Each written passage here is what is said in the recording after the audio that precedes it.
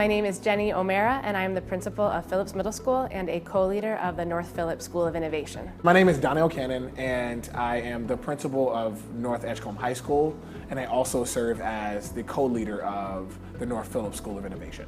When you're in a school that is still using the industrial model of education, which is most schools in America, I think there's always this feeling of it should be different, right? There's like this feeling of we're not giving kids what they deserve, we don't know what else to do, so we keep doing the same thing. About 2 years ago, we went through a total school redesign process where we used human-centered design thinking to really partner with our community to decide what does school need to look like in order to get the outcomes we really want for our kids. And the result of that process was the School of Innovation. Our components include a design component of their day, so they participate in projects that are led by their passions and their purpose, and then in addition to that, they take time each day to understand their identity and who they are. A lot of people didn't know about identity and how much it means to a specific person. So yeah, your identity can take you a lot of places because it's important to know who you are. It really helped me become a better person. For now, I'm proud of who I am. I've always been proud, but I feel like I'm a better person since I came to the micro school. And realizing that kids have an amount of power, and that kids have a knowledge and experience that can help inform our design. We're thinking consciously about what are the things that really matter to kids, and how might we then provide access to those passions and those bold aspirations through our curriculum. It's a lot different. We do projects. We take time and think about real life situations. And traditional school, it's all about the classroom. You don't get one-on-one help like you do here, and teachers really don't understand like they would in here. In a lot of traditional schools, I think there are high expectations that come from the teacher, right? It's the teacher's expectations. Kids have to meet them. If they don't meet them, there's a consequence. Without saying these are the expectations, we've made it really clear to kids that we believe in you and we know you can do this hard work.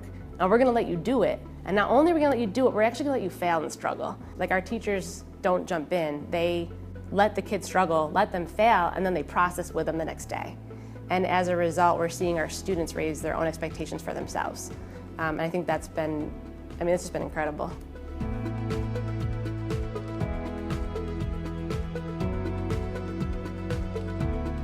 My name is Joyce Lovelace. I'm the North Carolina Executive Director for the Center for Supportive Schools.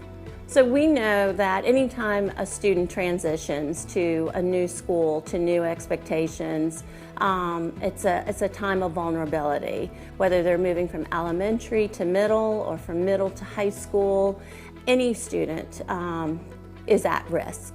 Our schools have realized that students need more than a summer bridge program or an orientation. They needed something that was long-lasting, something that really signaled to students and their families that we're going to provide you with the support that you need. Peer Group Connection is an evidence-based, school-based, peer-to-peer mentoring program. Through Peer Group Connection, we're able to pair our transitioning students with an older student who is supporting them through not only just the navigating a new school, but also helping them understand and work through just the stresses of being a youth. Our peer leaders know that they have a very important role. They actually signed a contract saying that they're going to be a role model both in school and out of school. And so they become kind of pillars within the student body. And again, these are students who may not traditionally look like leaders, but at the end of the program, they truly see themselves as leaders. One thing that Peer Group Connection does is it helps students set high expectations for themselves. For students to take risks, for students to be vulnerable, for students to say, I don't know. They need to be in an environment where they know that they're going to be accepted, that they belong, and that, that they're not going to be judged.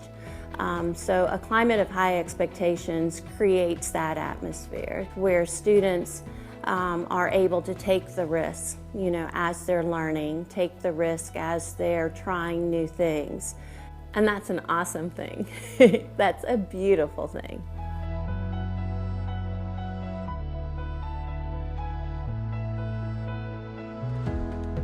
My name is Laura Knapp, and I'm the Director of Evaluation and the Study of Educational Equity at RTI International.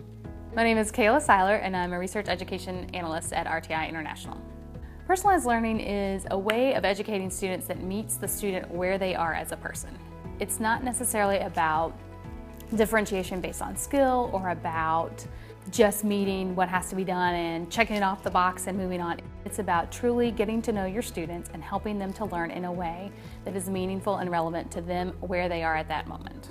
RTI International is working with the Regional Education Laboratory Southeast.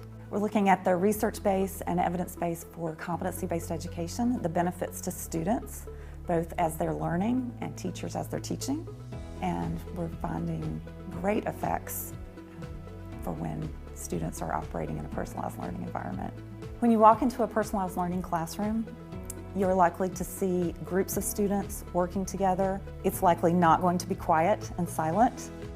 You see different interactions between students and teachers. You see relationship building. You see connections that are maybe a little bit different that allow you to really get more at where is this student?